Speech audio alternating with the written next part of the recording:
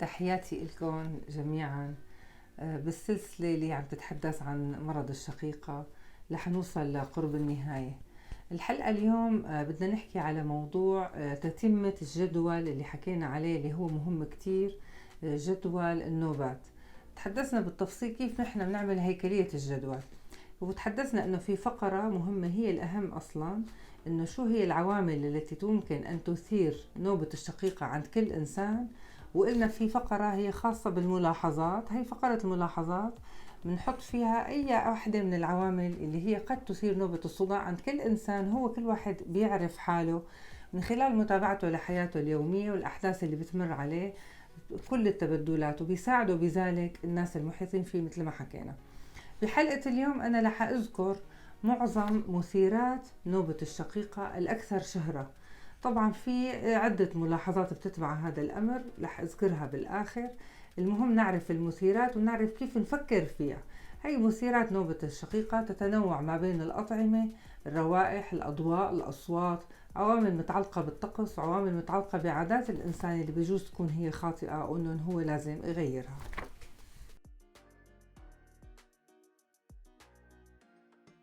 هلا عوامل المثيرة للشقيقة رح أبدأ بأشهرها اللي هي مادة الجبنة.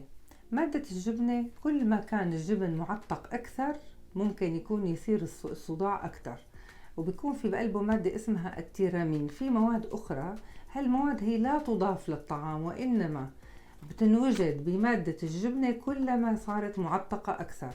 لذلك بنذكر نحن الأجبان، الأشقوان، التشيدر، الجبنة الشنغليش والقريش، نحن بنخمرها بنعتقها لمدة طويلة من الزمن. كل ما كان الجبن قديم، الأجبان الفرنسية المعتقة إلى آخره. كل ما كان الجبن حديث الصنع ويومي، يعني اللي بيجي كل يوم وما بيكون مخزن لمدة طويلة بضمن التنكات أو بالتخزانات، الجبن الطازج اللي بيجي يوميا إلى المائدة أو يوميا للباعة على السوبر ماركت بيكون هو نوعه أفضل وبيكون أقل إنه إمكانية تسبب الشقيقة. فلذلك بنذكر نحن الجبن المعتق. ولكن كل إنسان هو لازم يعمل اختبار لنوع الجبن اللي هو بيحبه، مو بس للنوع وللكمية، لأنه بجوز يقدر يأكل كمية قليلة ما يصدع، وبجوز يأكل كمية كبيرة يجي صداع. بجوز كمية قليلة مثلا رشة من جبنة البارميزان، بينما كمية كبيرة من جبنة بيضاء طازجة ما بتعمل له صداع، وهكذا. فالجبنة هي أهم العوامل.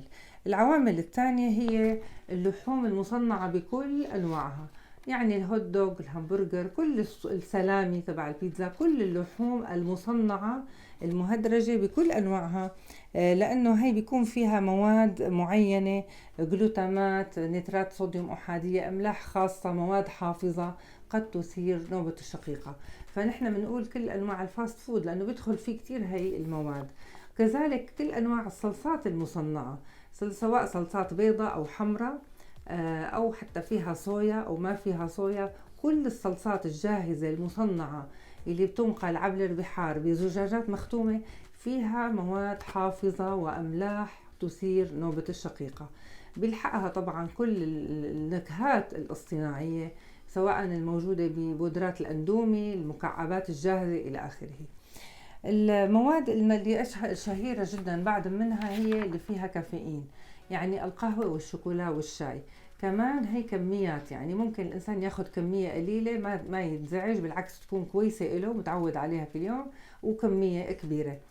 هي المواد اللي فيها بعض الكافيين بصفة معاكسة هي مفيدة بأول نوبة الشقيقة، وخاصة الشوكولا الغامقة كمعالجة، ولكن إذا أخذت بكميات كبيرة فهي تثير حالة صداع طويلة ومديدة ومعندة جدا. من العوامل كمان السكر الاصطناعي.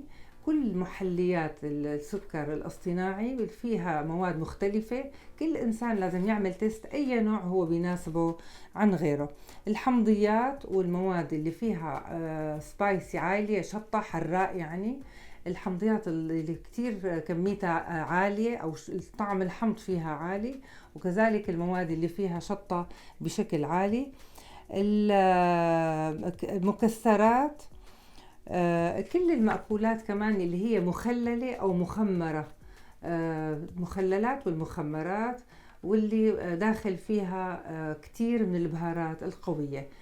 طبعا نحن ما عم نحكم على الجميع انه كلهم حيزعجهم هذا الطعام ابدا، بس كل انسان لازم يدور بضمن هي قائمة الأطعمة.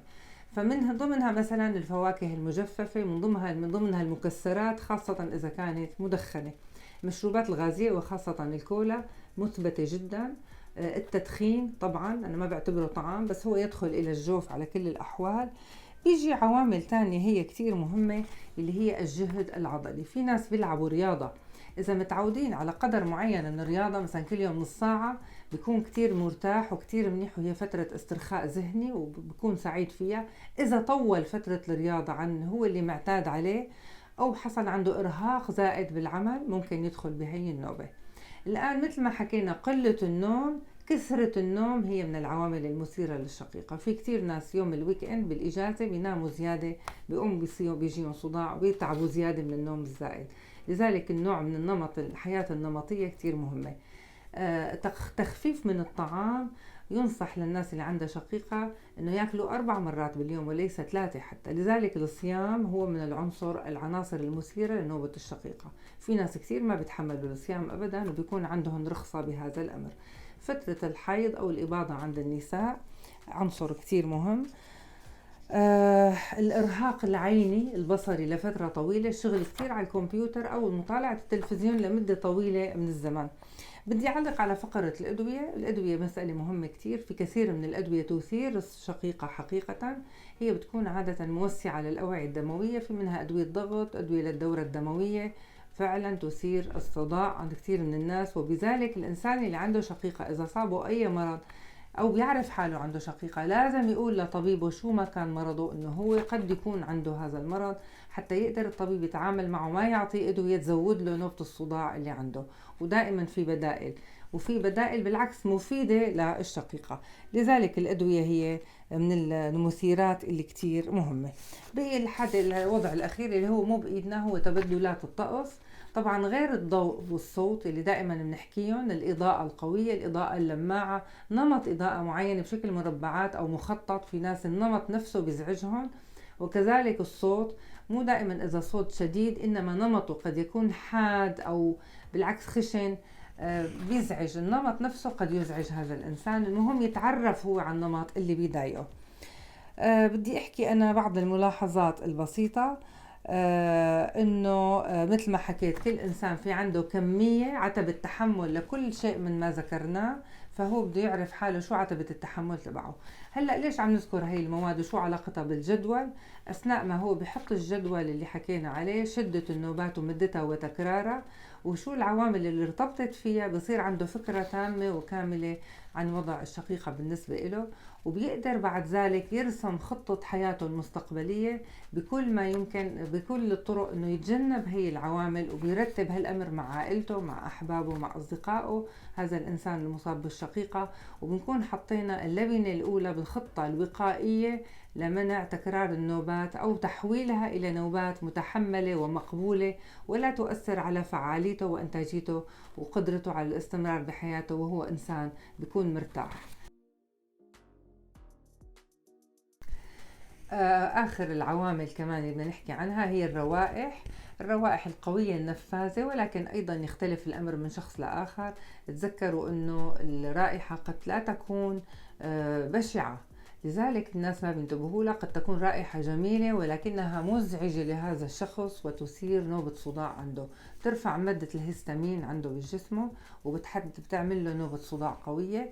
بدي أذكر كمان مسألة أخيرة، إنه أي التهاب أو إنسان أو مرض يصيب العين، الأذن، الأسنان، الجيوب الأنفية، كلها قد تثير نوبة الصداع الشقيقة. لذلك معالجة الإنتانات والالتهابات في منطقة العنق والرأس مباشرة فور الإصابة بها هي كمان مسألة مهمة. وينتبه الإنسان إنه إذا ارتفعت حرارته أو صار عنده التهاب بأي مكان حتى بالمسالك البولية، ممكن تثير عنده نوبة الشقيقة.